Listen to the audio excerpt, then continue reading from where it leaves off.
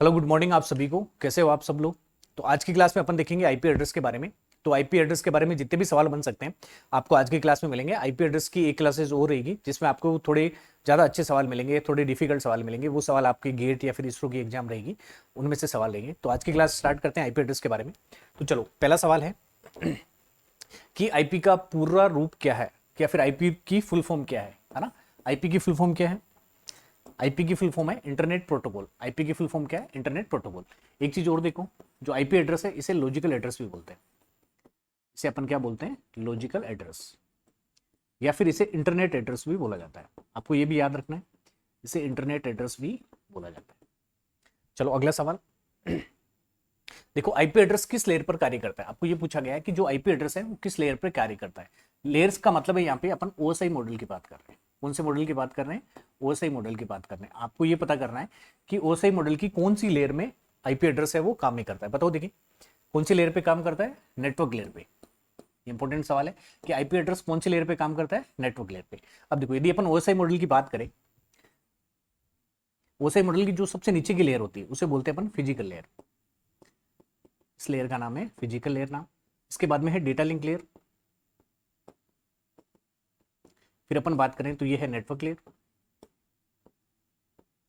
फिर अपन बात करें तो ये है ट्रांसपोर्ट लेयर। अब देखो, जो आईपी एड्रेस है वो किस पे काम करता है? ये है आईपी एड्रेस। आईपी एड्रेस किस पे काम करेगा? नेटवर्क लेयर पे। अपन ने देखा था मेक एड्रेस। मेक एड्रेस किस पे काम करता है? डेटा लिंक लेयर पे। ये है मेक एड्रेस। और एक होता है आपका पोर्ट एड्रेस, जो पोर्ट एड्रेस करेगा ट्रांसपोर्ट लेयर पे। ये होगा आपका पोर्ट एड्रेस। तो आपको ये याद रखने तीनों एड्रेस की कौन सा एड्रेस कौन सी लेयर पे काम करता है। ये बहुत अच्छा सवाल बन सकता है एग्जाम में। देखो, डेटा लिंक लेयर पे कौन सा एड्रेस काम में लेते हैं अपन? यहाँ पे अपन लेते हैं मेक एड्रेस। Make address. और मेक एड्रेस कितने बिट का होता है? मेक एड्रेस होता है 48 बिट का, 48 बिट का होता है। अगला सवाल, आईपी के विकास में प्रमुख योगदान किसका माना जाता है। आपको यह बताना है कि आईपी का जो विकास किया था उसमें सबसे बड़ा योगदान किसका है। यदि आपको पर्सन का पूछा जाए तो उनका नाम है विंटन सिर्फ और रॉबर्ट कॉन का। रॉबर्ट कॉन का, ये आप इंपॉर्टेंट सवाल है, आपको याद रखना है कि आईपी का विकास किसने किया था। चलो, ये तो है व्यक्ति का नाम। यदि आपको किसी संस्था का नाम पूछे कि आईपी के विकास में कौन सी संस्था थी, तो उसका नाम है डरपा। डरपा। डरपा का मतलब है डिपार्टमेंट ऑफ, डरपा का मतलब है department of defence advance research project agency. Project agency, ये आपको याद रखना है। परीक्षा में दो तरीके से सवाल आ सकता है। यदि आपको पर्सन का नाम पूछे, व्यक्तियों का नाम पूछे, तो ये इसका नाम है विंट सिर्फ और रॉबर्ट कॉन, इनका नाम लिखना है। और यदि आपको किसी संस्था का नाम दे तो उसका नाम है डरपा। अब देखो, ये डरपा हुई है जिसने पहला इंटरनेट विकसित किया था, जिसका नाम था अर्पानेट। अर्पानेट, है ना। ये यूएसए की है, अमेरिका की है ना। और जो शुरू में था वो था इनका जो सैन्य थी, सैनिकों के लिए, उसके लिए इनको विकसित किया गया था। अगला सवाल देखो, देखिए, फादर ऑफ इंटरनेट किसे कहा जाता है ना। ये इसी से रिलेटेड सवाल है। फादर ऑफ इंटरनेट किसे कहा जाता है? विंट सर्फ को फादर ऑफ इंटरनेट कहा जाता है। अब देखो, यहाँ पे और भी ऑप्शन है। Charles Babbage. चार्ल्स बेबेज को फादर ऑफ कंप्यूटर कहा जाता है। क्या बोला जाता है? Father of computer. Father of computer बोला जाता है ना। फादर ऑफ कंप्यूटर क्यों बोला जाता है? क्योंकि जो चार्ल्स बेबेज थे उन्होंने एनालिटिकल इंजन बनाया था। एनालिटिकल इंजन बनाया था ना, इसके कारण इनको फादर ऑफ कंप्यूटर बोला जाता है। और एलन ट्यूरिंग को फादर ऑफ कंप्यूटर साइंस बोला जाता है। फादर ऑफ कंप्यूटर साइंस, ये याद रखना है, फादर ऑफ कंप्यूटर साइंस बोला जाता है ना। अब देखो, जॉन वेन न्यूमैन, इन्होंने आर्किटेक्चर विकसित किया था कंप्यूटर के लिए, जो आज भी अपन यूज करते हैं। अपन देखेंगे कंप्यूटर का जब आर्किटेक्चर की बात करेंगे, जब अपन देखेंगे वॉन न्यूमैन आर्किटेक्चर क्या है। अगला सवाल है, IPv4 एड्रेस कितने बिट का होता है? बताओ देखिए, IPv4 एड्रेस कितने बिट का होता है। पहली चीज, जो आईपी एड्रेस होते हैं वो दो प्रकार के होते हैं। कितने टाइप हैं इनके? दो टाइप है। जो पहला है उसे बोलते हैं IPv4। वी का मतलब है यहां पे वर्जन। वी का मतलब यहां पे क्या है? वर्जन। और जो दूसरा टाइप है वो है IPv6। तो अपन दो प्रकार के आईपी एड्रेस काम में लेते हैं। पहला एड्रेस है IPv4 और जो दूसरा एड्रेस है वो है IPv6। जो IPv4 होता है ये 32 बिट का होता है, और जो IPv6 होता है ये 128 बिट का होता है। ये आप लोगों को याद रखना है। तो आज की क्लास में अपन देखेंगे IPv4 एड्रेस के बारे में, चलो, तो IPv4 एड्रेस कितने बिट का होता है? IPv4 एड्रेस होता है वो कितने बिट का होता है? 32 बिट का होता है। और 128 बिट का कौन सा होता है? IPv6 address. चलो अगला सवाल देखो, IPv4 एड्रेस कितने ऑक्टेट से मिलकर बना होता है? कितने ऑक्टेट का मतलब होता है कितने भाग से मिलकर बना होता है, कितने ऑक्टेट या फिर कितने भाग से मिलकर बना होता है। अब देखो IPv4 एड्रेस कितने बिट का होता है? 32 बिट का एड्रेस होता है और इसके 4 भाग होते हैं। कितने भाग होते हैं? 4 भाग। 4 भाग या 4 ऑक्टेट होते हैं। देखो ये एक IPv4 एड्रेस है और इनको भागों को अलग करने के लिए अपन किसका यूज करते हैं? सेपरेटर का यूज करते हैं। परीक्षा में सवाल आ सकता है कि कितने ऑक्टेट होते हैं? 4 ऑक्टेट होते हैं। कितने सेपरेटर अपन काम में लेते हैं? 3 सेपरेटर काम में लेते हैं। अगली चीज देखो, जो प्रत्येक भाग रहेगा इसमें जो संख्या रहेगी वो 0 से लगा के 255 तक आएगी। प्रत्येक भाग में संख्या कहां से कहां तक आएगी? 0 से लगा के 255 तक। इसमें भी ऐसा ही होगा, इसमें भी ऐसा होगा और इसमें भी ऐसा ही होगा। और ये जो संख्या है वो कौन सी संख्या पद्धति है? यह है दशमलव संख्या पद्धति। यह है दशमलव संख्या पद्धति। जैसे अपन ने मेक एड्रेस में देखा था कि मेक एड्रेस में कुल 6 भाग होते हैं और प्रत्येक भाग में जो संख्या यूज में करते हैं वो अपन हेक्साडेसिमल यूज में करते हैं। लेकिन IPv4 के केस में अपन कौन सी संख्या पद्धति यूज करते हैं? दशमलव संख्या पद्धति। अब देखो IPv4 में कितने ऑक्टेट से मिलकर बना होता है? 4 ऑक्टेट से मिलकर बना होता है और जो प्रत्येक ऑक्टेट होता है वो 8 बिट का होता है। प्रत्येक ऑक्टेट कितने बिट का होगा? 8 बिट का होगा। अगला क्वेश्चन देखो, IPv4 एड्रेस किस रूप में लिखा जाता है? IPv4 एड्रेस किस रूप में लिखा जाता है? देखो IPv4 एड्रेस अपन किस में लिखते हैं? डोटेड डेसिमल नोटेशन में। किस में लिखते हैं? डोटेड डेसिमल नोटेशन में लिखा जाता है। अगला सवाल, IPv4 एड्रेस में प्रत्येक ऑक्टेट का मान कितना हो सकता है? अभी आपको बताया था प्रत्येक ऑक्टेट का मान कितना हो सकता है? 0 से लगा के 255 तक कोई भी संख्या आ सकती है। मान लो देखो मैं एक IP एड्रेस लिख रहा हूं, हाँ 230 डॉट 210 डॉट 90 डॉट 257। बताओ ये सही IP एड्रेस है या नहीं है? ये IP एड्रेस सही है या नहीं है? ये IP एड्रेस गलत है। क्यों? क्योंकि इसके जो फोर्थ ऑक्टेट है, चौथा ऑक्टेट है, उसमें जो संख्या लिखी गई है वो 257 है, जो कि गलत है। अपन को पता है कि इसमें जो संख्या आ सकती है वो कितने से आ सकती है? 0 से लगा के 255 तक ही आ सकती है। तो ये आपको ऐसा परीक्षा में सवाल पूछ सकते हैं कि आपको कोई भी 4 IP एड्रेस देखेंगे, उनमें पूछेंगे कि कौन सा IP एड्रेस सही है, फिर कौन सा IP एड्रेस सही नहीं है। अगला सवाल देखो, IPv4 एड्रेसिंग में कुल कितनी मुख्य क्लासेस होती है? अब देखो IP एड्रेस को अपन अलग अलग क्लासों में बांटते हैं, तो आपको पूछा गया कि कुल कितनी क्लासेस होती है? कुल 5 क्लासेस होती है। IPv4 एड्रेस की कितनी क्लासेस होती है? 5 क्लासेस। कौन कौन सी होती है? Class A, class B, C, D और E। IPv4 एड्रेस को कितने क्लासों में बांटा गया है? 5 क्लासों में। कौन कौन सी क्लास है? Class A, class B, class C, class D और क्लास E। चलो अगला सवाल है, क्लास A का IP एड्रेस का प्रथम ऑक्टेट की रेंज क्या होगी? अब देखो ये जो क्लासे बांटी गई है उसको देखो, समझो। यहाँ पे मैं एक एग्जांपल ले रहा हूं। मान लो मेरे पास 800 आम है। कितने आम है? 800 आम है ना, ऐसा मैं मान लेता हूं, है ना। ये 1 से शुरू हो रहे हैं, यहाँ पे 100 होंगे कहीं पे, यहाँ पे 400 होंगे आम और यहाँ पे कितने होंगे? 800 आम। ठीक है, अब इन 800 आमों को मेरे को 5 भागों में बांटना है। तो सबसे पहला तरीका ये है कि जो सबसे पहले आएगा उसको आधे आम मिलेंगे, है ना। तो सबसे पहले जो भी आया उसको कितने आम मिल गए? आधे। 800 के आधे कितने हो गए? 400। तो पहले को कितने आम मिल गए? 400। ठीक है, उसके बाद में जो आएगा उसको आधे आम मिलेंगे जितने बचे हुए में से। अब आम कितने बचे हुए मेरे पास? 400 आम बचे हुए। जो दूसरे नंबर पे आया उसको कितने मिलेंगे? 200 मिलेंगे, क्योंकि 400 का आधा कितना हो गया? 200। उसके बाद में जो आया उसको बचे हुए आमों का आधा मिलेगा, है ना। तो 200 का आधा कितना हो गया? 100। उसके बाद में जो आया उसको बचे हुए आम का आधा मिलेगा, तो कितना हो गया? 50। इस प्रकार से अपन डिवाइड कर रहे हैं। तो सेम कॉन्सेप्ट अपन यूज करते हैं क्लासों को डिवाइड करने में। जो IPv4 की 5 क्लास हैं वो इसी प्रकार से डिवाइड होती है। देखो अपने पास कुल एड्रेस कितने हैं? 256। प्रथम ऑक्टेट की बात करूं तो उसमें कौन कौन सी संख्या आ सकती है? 0 से लगा के 255 तक। कौन सी संख्या आ सकती है? 0 से लगा के 255 तक। अब देखो तो टोटल कितनी होगी मेरे पास? यदि मैं इसकी बात करूं तो टोटल संख्याएं कितनी है मेरे पास? 256। टोटल कितनी है मेरे पास? 256। अब देखो क्लास ए को मिलेगा आधा, तो 256 में यदि मैं 2 का भाग दूं तो कितना आएगा? 128। तो क्लास ए को कितने एड्रेस मिलेंगे? 128। तो 0 से शुरू हो रहा है, 0 से लगा के कितने? 127 तक। ये एड्रेस किसके पास आ गए? क्लास ए के पास। किसके पास आ गए? क्लास ए के पास। अब देखो 128 मैंने ले लिया, तो बच्चे कितने अब 128, यहाँ पे कितने बचे 128। अब क्लास बी आया तो 128 का आधा मिलेगा। 128 का आधा कितना होता है 64। 128 का आधा कितना होता है 64। यदि मैं 127 में 64 जोड़ दूं तो कितना मिलेगा मेरे को, यहाँ पे 1, यहाँ पे मिला 9 और यहाँ पे मिला 1। मतलब क्लास बी का जो एड्रेस स्टार्ट होगा वो होगा आपका 128 से लेके 191 तक। तो यहाँ पे हो गया 191 कहीं पे, ठीक है। अब अपन बात करते हैं क्लास सी की। अब देखो 64 का आधा कितना होता है 32, तो 191 में आपको कितना जोड़ना है 32, ये हो गया 3, ये हो गया 2 और ये हो गया 2। तो यहां से कितने मिलेंगे 192 से 192 से कितने मिलेंगे 223 तक मिलेंगे। अब आपका इसका आधा कितना होता है 16, वो जोड़ो कितने हो गए 9, ये हो गया 3 और ये हो गया 2, तो 224 से लेके 239 तक इसको मिलेंगे क्लास डी को। और बचे हुए कितने हैं 240 से 255 तक इसको मिलेंगे क्लास ई। तो यदि आपको समझ में आया तो ठीक है, नहीं आया समझ में तो इसको वापस देखना है। देखो यदि मैं क्लास ए की बात कर रहा हूं तो क्लास ए का पहला ऑक्टेट कहां से कहां तक होगा, चलो यहीं पे देखते हैं ना।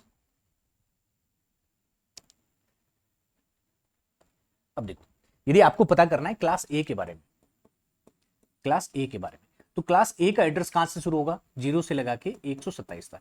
यदि आपको कोई भी एड्रेस दे रखा है और उसका पहला ऑक्टेट 0 से लगा के 127 तक है, तब आप लोगों को समझ में आना चाहिए कौन सी क्लास का एड्रेस है क्लास ए का। यदि मैं बात करूं क्लास बी का एड्रेस होगा 128 से शुरू होगा और कहां तक खत्म होगा 191 तक, 191 तक। ये कौन से है क्लास बी। यदि मैं क्लास सी की बात करूं तो ये स्टार्ट होगा 192 से लगे कहां तक 223 तक। यदि मैं क्लास डी की बात करूं तो ये होगा 224 से 239। और यदि मैं क्लास ई की बात करूं तो वो होगा 240 से 255 तक। अब आप लोगों को समझ में आ रहा है, इसका मतलब ये है कि एक कोई पट्टी है जिसमें कौन कौन सी संख्या है 0 से लगा के 255 तक संख्या है, 0 से लगा के 255 तक संख्या है। ये आप ऐसा मानो ऐसी पट्टी है। तो जो क्लास रहेगी वो 0 से 127 यहां पे कौन सी रहेगी क्लास ए, कौन सी रहेगी क्लास ए। फिर है अगला मार्क है 191 पे, ठीक है। उसके बाद में देखो फिर है 223 और फिर है 239, ठीक है। अब देखो 128 से 191 तक कौन सी क्लास रहेगी क्लास बी, फिर क्लास सी, क्लास डी और क्लास ई। इसका मतलब ये हुआ जो अपना पहला ऑक्टेट है IPv4 एड्रेस का, उसको अपन ने 5 भागों में बांट लिया और अपन पता कर सकते हैं। यदि आपको कोई भी संख्या दे रखी है तो उसे आप पता कर सकते हो ये कौन सी संख्या होगी। जैसे मेरे को कोई भी IP एड्रेस दे रखा है, मान लो IP एड्रेस दे रखा है 195 पॉइंट समथिंग दे रखा है, तो मेरे को सबसे पहले ये देखना 195 कौन सी में रेंज में आ रहा है, ये इसमें आ रहा है, तो कौन सी क्लास है यहाँ पे क्लास सी है। आई थिंक अब आपको कुछ समझ में आया होगा। देखो वापस क्लास ए IP एड्रेस की प्रथम ऑक्टेट रेंज कहां से कहां तक होती है, जो क्लास ए की रेंज होती है वो 0 से लगा के 127 तक होती है, तो ये कौन सी होगी क्लास ए। उसके बाद में देखो क्लास बी का जो IP एड्रेस होगा उसका जो प्रथम ऑक्टेट की रेंज क्या होगी बताओ। 0 से 127 तो किसकी है क्लास ए की है, ये है मेरे पास क्लास ए। तो 128 से 191 ये कौन सी होगी मेरे पास क्लास बी। तो क्लास बी का IP एड्रेस कहां से कहां तक होता है, जिसका प्रथम ऑक्टेट कहां से होगा 128 से लेके 191 के बीच कोई भी संख्या होगी तो वो कौन सी होगी क्लास बी। उसके बाद में देखो यदि क्लास सी का IP एड्रेस की प्रथम ऑक्टेट रेंज कहां से होगी, क्लास सी की कहां से होगी 192 से 223, ये कौन सी होगी क्लास सी। उसके बाद में अगला देखो जो क्लास डी रहती है, देखो इसी में मैं लिख देता हूं ना, ये वाला रेंज कौन सा होगा, ये होगी मेरे पास क्लास डी। यदि मैं इसके बाद में लिखूं 240 से 255, ये कौन सी होगी मेरे पास क्लास ई। मैं पहले ऑक्टेट की बात कर रहा हूं, IP एड्रेस में अपने पास 4 ऑक्टेट होते हैं, ये 1 2 3 और 4। आपको पहला ऑक्टेट देखना है और पहला ऑक्टेट देखते ही आपको पहचान होना चाहिए कि कौन सी क्लास की बात कर रहा हूं। ये कौन सी क्लास है, ये क्लास बी है और ये कौन सी क्लास है क्लास ए है। आपको पांचों क्लासों के जो संख्या है वो याद रखनी है कि कौन सी रेंज में कौन सी क्लास आती है। जैसे 192 से 223 तक कौन सी है क्लास सी है, ये आपको पूरा याद रखना है। चलो अब देखो जो क्लास डी है, क्लास डी का जो IP एड्रेस का उपयोग किस लिए किया जाता है, क्लास डी के IP एड्रेस का उपयोग करते हैं अपन मल्टीकास्ट के लिए। किसका उपयोग करते हैं मल्टीकास्ट के लिए। इंपॉर्टेंट सवाल है कि क्लास डी का जो IP एड्रेस है अपन किसके लिए यूज करते हैं मल्टीकास्ट। अगला सवाल देखो क्लास ई का IP एड्रेस किस उद्देश्य से आरक्षित किया गया है।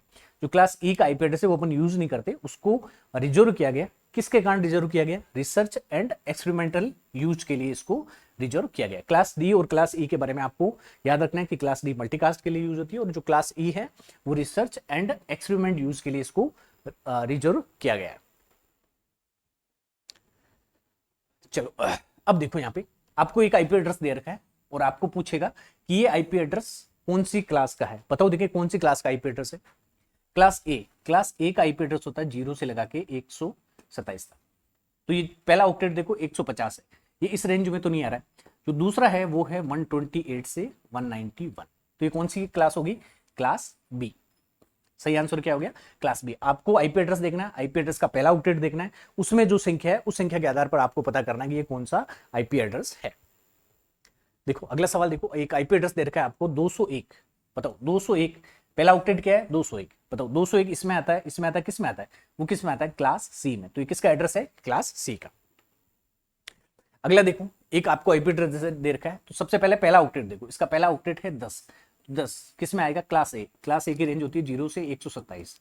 0 से 127 के बीच ही आता है ना 10 कहीं ना कहीं। तो कौन सी क्लास का एड्रेस है ये? क्लास ए। इस प्रकार के सवाल आपको एग्जाम में पूछ सकते हैं। हो सकता है आपको सामने 4 एड्रेस दे और सामने 4 क्लास दे और आपको मैच करना रहेगा कि कौन सी क्लास का कौन सा एड्रेस है। तो आपको पहला ऑक्टेट याद रखना है और ये जो मैंने बताया था ये आपको एक सेकेंड, ये देखो ये आपको याद रखना है, कहीं इसको चिपका लेना अपने रूम में बोर्ड पे या फिर कहीं पे भी आप दीवार पे चिपका लेना, क्योंकि ये अच्छा सवाल है और इस पे सवाल आने के बहुत अच्छे चांसेस रहेंगे। देखो देखिए अगला सवाल,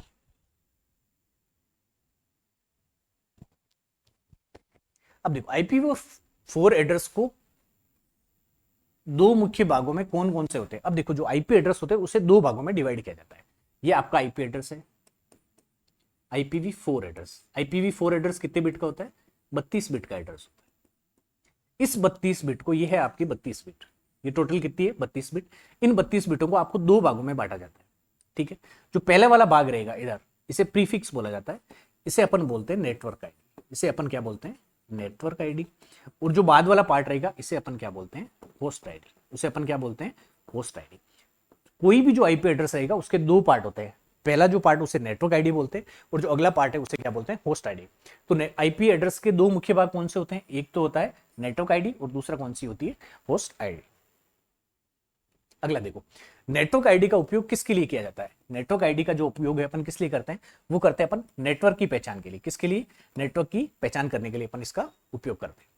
अगला देखो, होस्ट आईडी का उपयोग किस लिए किया जाता है? होस्ट आईडी का उपयोग किस लिए किया जाता है?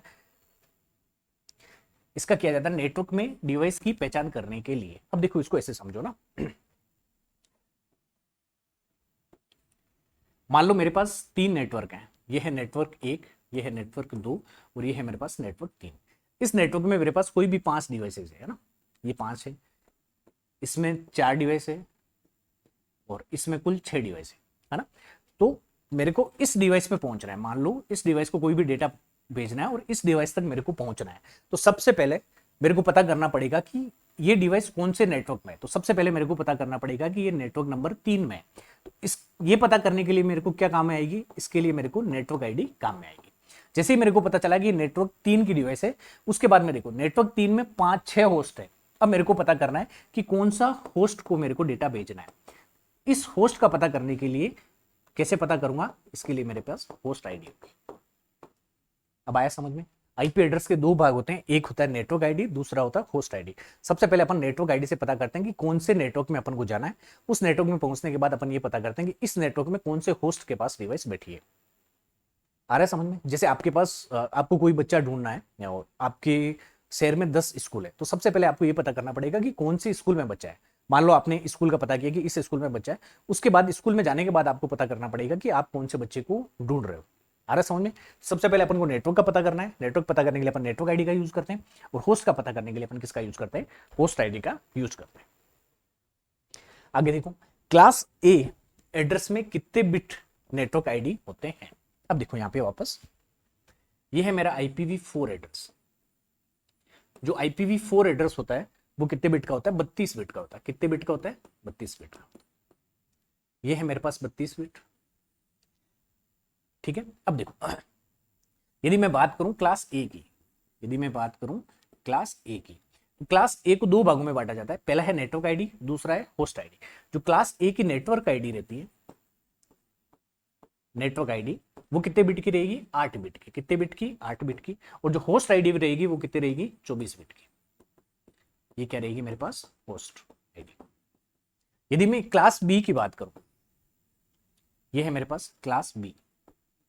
क्लास बी की बात करूं तो क्लास बी में जो नेटवर्क आईडी रहेगी, नेटवर्क आईडी रहेगी मेरे पास 16 बिट की।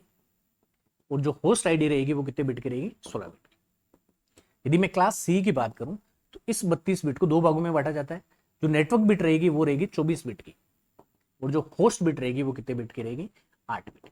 तो परीक्षा में ये सवाल आ सकता है कि आपको अलग अलग नेटवर्क बिट देंगे एक सामने, और दूसरी तरफ आपको अलग अलग जो रहेगी क्लास रहेगी, आपको मैच करना रहेगा कि किस क्लास में कितने बिट की नेटवर्क आईडी और होस्ट आईडी होती है। अब देखो इसको समझो यहाँ पे ना, इसका मतलब क्या, अपन ऐसा क्यों कर रहे हैं? अब देखो यहाँ पे, हाँ, ऐसे समझो सिंपल भाषा में। पहले मैं इसको ले रहा हूं क्लास ए को, 8 बिट की नेटवर्क आईडी। इसका मतलब ये है, सिंपल समझने के लिए ऐसा समझो कि मेरे पास 8 स्कूल है। कितने स्कूल हैं? 8। 1 2 3 4 5 6 7 8। मतलब मेरे पास नेटवर्क कितने होंगे? 8। जबकि एक्चुअल नेटवर्क कितने होंगे? 2 की पावर 8 होंगे। मैं समझाने के लिए आपको समझा रहा हूं कि मेरे पास नेटवर्क कितने हैं? 8 नेटवर्क है। और प्रत्येक नेटवर्क में होस्ट कितने हैं? 24। मतलब इसमें कितने लोग बैठे हैं? 24। इसमें कितने बैठे हैं? 24। इसी प्रकार से प्रत्येक नेटवर्क में कितने बैठे हैं? 24। ये हुआ एक, जितने भी रहेंगे उनको नेटवर्क को डिवाइड करने का तरीका। यदि मैं क्लास बी की बात करूं, अब देखो यहाँ पे नेटवर्कों की संख्या कितनी होगी? 16। अब मतलब मेरे पास नेटवर्क बढ़ गए, पहले कितने थे? 8, अब नेटवर्क कितने हैं? 16। और प्रत्येक नेटवर्क में होस्ट कितने बैठे हैं? 16। आ रहा है समझ में? अब देखो तीसरे में यदि बात करूं तो नेटवर्क कितने हो गए मेरे पास? 24 नेटवर्क, सॉरी 24 नेटवर्क हो गए। और प्रत्येक नेटवर्क में कितने बैठे हैं? 8। अब देखो यहाँ पे क्लास ए में नेटवर्कों की संख्या कम है और होस्ट की संख्या क्या है? ज्यादा। इसको मतलब ऐसा समझो कि आपका पूरा जो शहर है उसमें 8 ही स्कूल हैं और प्रत्येक स्कूल में कितने बच्चे पढ़ते हैं? 24 बच्चे पढ़ते हैं, है ना। दूसरा शहर है, उसमें कितने स्कूल कर दिए? 16 स्कूल कर दिए। अब देखो यदि स्कूलें आपने बढ़ा दी तो बच्चों की संख्या तो उतनी है, तो प्रत्येक स्कूल को कितने बच्चे मिलेंगे? 16 बच्चे मिलेंगे। क्लास सी में क्या है कि अपनी स्कूल संख्या कितनी कर दी? 24 स्कूलें कर दी, तो प्रत्येक स्कूल में कितने बच्चे आ रहे हैं? 8 बच्चे आ रहे हैं। अब आप लोगों को कॉन्सेप्ट समझ में आया होगा कि अपन जो नेटवर्क का साइज है, देखो यहाँ पे नेटवर्क की संख्या बढ़ा रहे हैं, जैसे जैसे क्लास में अपन आगे जा रहे हैं नेटवर्क की संख्या बढ़ा रहे हैं, जैसे जैसे नेटवर्क की संख्या बढ़ाएंगे होस्ट की संख्या क्या हो जाएगी? कम हो जाएगी। मान लो आपके शहर में एक ही टावर लगा हुआ है, ऐसा समझो कि आपके गांव में एक ही टावर है, जियो का टावर है, तो उस एक टावर से पूरा का पूरा गांव कनेक्टेड है ना। मान लो आपने 10 टावर लगा दिए, तो जितने भी पूरे गांव के लोग हैं वो डिवाइड हो जाएंगे ना, जितने भी यूजर्स हैं वो अलग अलग तरीके से डिवाइड हो जाएंगे। तो इसका मतलब है आपको ये याद रखना है कि नेटवर्क बिट और होस्ट बिट जो है वो अलग अलग रहती है। देखो ये सवाल देखो वापस, क्लास ए में कितने बिट की नेटवर्क बिट होती है? 8 बिट की। तो इसका सही आंसर क्या हो जाएगा? 8 बिट। अगला सवाल देखो, क्लास ए एड्रेस में कितने बिट का होस्ट आईडी रहती है? कितने बिट की होस्ट आईडी रहेगी? 24 बिट की, है ना। ये क्लास ए की बात कर रहा हूं, तो नेटवर्क बिट रहेगी 8 और 24 क्या रहेगी मेरे पास? Host bit. अगला सवाल देखो, क्लास बी एड्रेस में नेटवर्क आईडी कितने बिट की होती है और होस्ट आईडी कितने बिट की होती है? यदि मैं क्लास बी की बात करूं तो IPv4 कितने बिट का होता है? 32 बिट का होता है। इस 32 बिट को दो भागों में बांटते हैं ना, 16 बिट और 16 बिट। ये है मेरे पास नेटवर्क के लिए और ये मेरे पास किसके लिए? होस्ट के लिए। सही आंसर क्या होगा? नेटवर्क आईडी पूछिए कितना होगा? 16 बिट। अगला सवाल देखो, देखिए हाँ, किसी नेटवर्क की सभी डिवाइसेस को नेटवर्क आईडी कैसा होता है? देखो ये अच्छा सवाल है ना, किसी नेटवर्क के सभी डिवाइसों का नेटवर्क आईडी, इसका सवाल पूछो। ये मेरे पास कोई भी एक नेटवर्क है, ये मेरे पास एक नेटवर्क है, इस नेटवर्क में बहुत सारी डिवाइसेज है, मतलब बहुत सारे होस्ट हैं। देखो 1 2 3 4 5 और 6। अब देखो यहाँ पे 6 लोग हैं, तो इन 6 का आईपी एड्रेस होगा और इन 6 के आईपी एड्रेस में दो चीजें होगी, एक तो नेटवर्क आईडी होगी और दूसरी क्या होगी? Host ID. सवाल ये पूछा है कि किसी भी एक नेटवर्क में 6 लोग हैं इनके, तो इनकी आपको ये पता करना है कि नेटवर्क आईडी अलग अलग होगी या सेम होगी। मेरे को बताओ, देखें एक नेटवर्क के सभी की नेटवर्क आईडी क्या होगी? यहाँ पे समान होगी और होस्ट आईडी क्या होगी? अलग अलग। तो नेटवर्क आईडी क्या होगी? यहाँ पे समान। यदि नेटवर्क आईडी की जगह होस्ट आईडी पूछे तो क्या हो जाएगी? अलग अलग। सॉरी, नेटवर्क आईडी सबके लिए क्या होगी? समान होगी। तो सही आंसर हो गया इसका ये। अगला सवाल देखो, हाँ, नेटवर्क आईडी और होस्ट आईडी को अलग करने के लिए अपन किसका उपयोग करते हैं? जैसे आपके पास कोई भी एड्रेस आया, आईपी एड्रेस आया ना, तो इस आईपी एड्रेस में दो चीजें होगी, एक तो नेटवर्क आईडी होगी और दूसरी होस्ट आईडी होगी। तो आपको कैसे पता चलेगा कि कौन सी कितने बिट की नेटवर्क आईडी है और कितने बिट की होस्ट आईडी है? तो अपन को अलग करने के लिए कोई ना कोई तो जुगाड़ लगाना पड़ेगा या फिर कोई ना कोई तो तरीका होगा। तो है नेटवर्क आईडी और होस्ट आईडी को अलग करने के लिए अपन किसका यूज करते हैं? सबनेट मास्क का यूज करते हैं। किसका यूज करते हैं? सबनेट मास्क का यूज करते हैं। आया समझ में? अगला सवाल देखो, क्लास ए का डिफॉल्ट सबनेट मास्क क्या होता है? देखो सेम वहीं वापस आते हैं इस पे ना। ये है मेरे पास क्लास ए, है ना, यहाँ पे लिख देता हूँ, क्लास ए की बात कर रहा हूँ यहाँ पे मैं। ये है मेरे पास क्लास बी और ये है मेरे पास क्लास सी। देखो क्लास ए के दो भाग होते हैं, ये 8 बिट का होता है नेटवर्क और 24 बिट का होता है होस्ट। यदि क्लास बी की बात करूं तो 16 और 16, और क्लास सी की बात करूं तो ये कहते हैं 24 और 8। अब देखो सबनेट मास्क क्या होता है? सबनेट मास्क वो तरीका है जिससे अपन को नेटवर्क आईडी और होस्ट आईडी का अलग अलग कर सके, तभी तो अपन को पता चलेगा कि कौन सा नेटवर्क है और कौन सा होस्ट है। बहुत सारे नेटवर्क रहेंगे, सबसे पहले अपन को नेटवर्क आईडी पता करनी पड़ेगी कि कौन से नेटवर्क पे जाना है। नेटवर्क आईडी पता करने के बाद अपन उसके होस्ट पे जाएंगे। तो देखो सबनेट मास्क जो होता है क्लास ए का, देखो 8 बिट है जो नेटवर्क के लिए, तो सारी बिट को 1 करना है। सारी बिट को 1 करना है तो अपन को क्या मिलेगा? 255.0.0.0। इसका मतलब ये है कि जितनी भी नेटवर्क बिट है उनको 1 करना है और होस्ट बिट को 0 करना है। तो ये क्या हो गया मेरे पास? Subnet mask. सबनेट मास्क किसका हो गया? क्लास ए का। यदि क्लास बी की बात करूं तो 255.255 फिर 0.0, ये हो गया क्लास बी का सबनेट मास्क। क्लास सी की बात करूं तो 255.255.0, ये किसका सबनेट मास्क हो गया? क्लास सी का।